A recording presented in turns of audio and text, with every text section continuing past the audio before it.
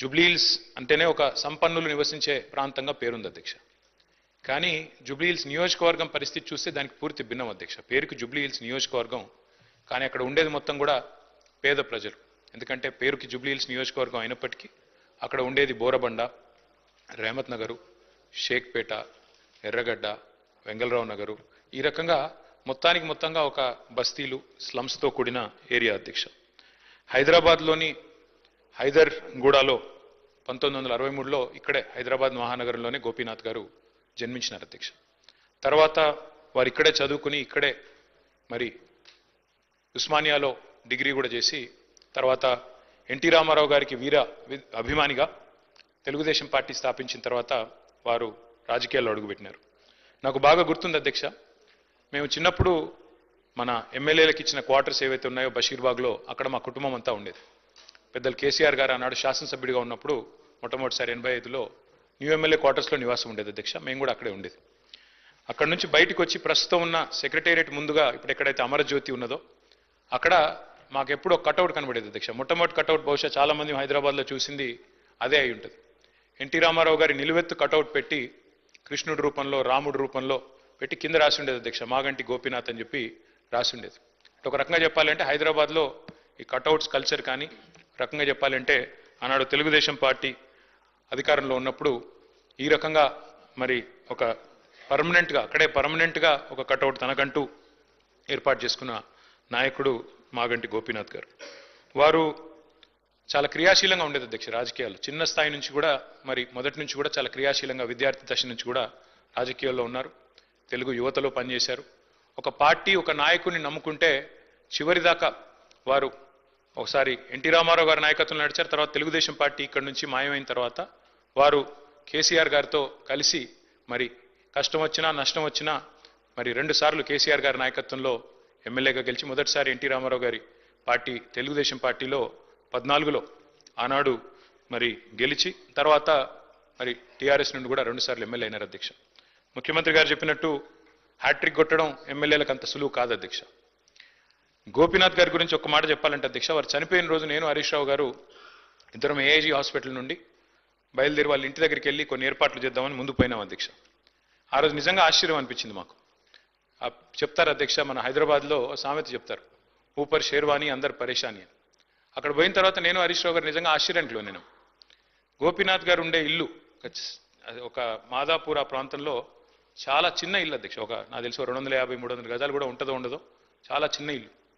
ఎన్నడూ కూడా గోపీనాథ్ గారు మాకు తను ఎప్పుడు కనబడ్డా ఇందాక మరి ప్రభుత్వం నుంచి చెప్పినట్టు ఎప్పుడు కూడా చాలా గుంభనంగా చాలా ఎప్పుడు కూడా ఎక్కడ కూడా తనకేమైనా ఇబ్బంది ఉన్నా చెప్పేవాడు కాదు అధ్యక్ష.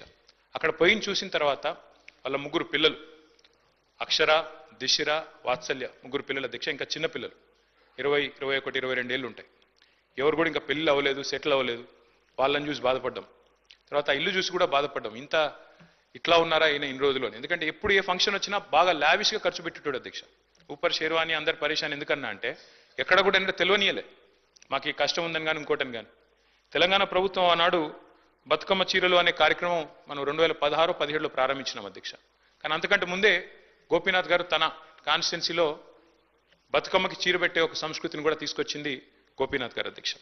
మనందరం గోపీనాథ్ అని ఇక్కడ పిలుస్తాం కానీ ఆయన మొత్తం కాన్స్టిట్యున్సీలో మాత్రం గోపన్నగానే పిలుచుకుంటారు. ఎక్కడ పోయినా ఏ డివిజన్ పోయినా గోపన్న అని మాట్లాడతారు. ప్రజల్లో నిత్యం మమైకమయ్యే వ్యక్తి అధ్యక్ష. ఒక చిన్న ఎగ్జాంపుల్ నేను మీకు చెప్తాను. రెహమత్ నగర్ డివిజన్లో ఎస్పీఆర్ కాలనీ అనుకుంటే, ఎస్పీఆర్ హిల్స్ ఏదో ఉంటుంది అధ్యక్ష అక్కడ పేరు. అక్కడ ఒక 5 ఎకరాల స్థలం ఉండేది అధ్యక్ష. ఒక క్వారీ ఉండేది.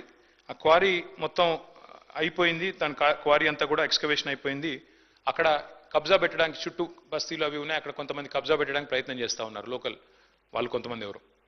గోపీనాథ్ గారు పట్టుబట్టి ఆనాడు ప్రభుత్వంలో ఉన్న మా అందరిని కూడా తీసుకెళ్లి ఆ ప్లేస్ చూపెట్టి అక్కడ ఒక మంచి పిల్లలు ఆడుకునే ఒక గ్రౌండ్, అదేవిధంగా అక్కడ కమ్యూనిటీ అంతా గ్యాదర్ అయ్యి చేసుకునే కార్యక్రమాలు చేయాలని చెప్పి పట్టుబట్టి దాన్ని ఒక గ్రౌండ్గా తీర్చిదిద్ది అక్కడ బతుకమ్మ వేడుకలు కానీ, అట్లాగే రంజాన్ అప్పుడు అక్కడ కార్యక్రమాలు చేయడమే కానీ, క్రిస్మస్ వేడుకలు చేయడం కానీ ఇవన్నీ కూడా చాలా జాగ్రత్తగా చేసేటాడు అధ్యక్ష.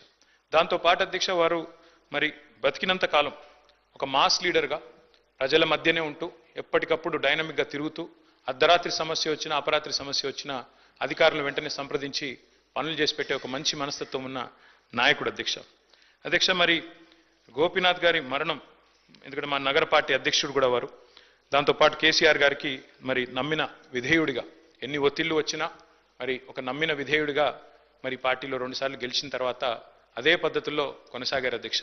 వారి మరణం మా పార్టీకి, అట్లాగే వారి కుటుంబం, వారి శ్రీమతి సునీత గారికి, అట్లాగే వారి పిల్లలకి, వారి తల్లి గారికి, వారి కుటుంబ సభ్యులందరికీ, వారి బ్రదర్కి, అందరికీ కూడా తీరని లోటు అధ్యక్ష. దాంతోపాటు జూబ్లీహిల్స్ నియోజకవర్గంలో తనదైన చిరస్మరణీయమైన ముద్ర ఏదైతే గోపీనాథ్ గారు వేసుకున్నారో తప్పకుండా ఆ నియోజకవర్గానికి కూడా ఇది తీరని లోటు. ఈ దుఃఖ సమయంలో వారి కుటుంబం తరపున మా పార్టీ పూర్తి స్థాయిలో అండగా ఉంటుంది అధ్యక్ష. పార్టీ కుటుంబాన్ని గతంలో కూడా ఎట్లా అయితే వివిధ మా సహచరులు మరణించినప్పుడు ఆ కుటుంబాలకు అండగా నిలబడ్డామో, ఎట్లయితే గట్టిగా ఆ కుటుంబాన్ని కాపాడుకున్నామో, అట్లాగే మాగంటి గోపీనాథ్ గారి కుటుంబం కూడా మరి పూర్తి స్థాయిలో గోపన్న లేకపోయినా వారి కుటుంబాన్ని సంపూర్ణంగా ఆదుకునే బాధ్యత, పూర్తి స్థాయిలో వారిని చూసుకునే బాధ్యత మా పార్టీ తీసుకుంటుంది. మరి ఈరోజు శాసనసభలో వారి సంతాప తీర్మానంలో ప్రసంగించే అవకాశం రావడం విషయంలో బాధను వ్యక్తం చేస్తూ ఈ శోకాతప్త సమయంలో వారి కుటుంబానికి, అదేవిధంగా వారి అభిమానులకి, అదేవిధంగా కార్యకర్తలకు కూడా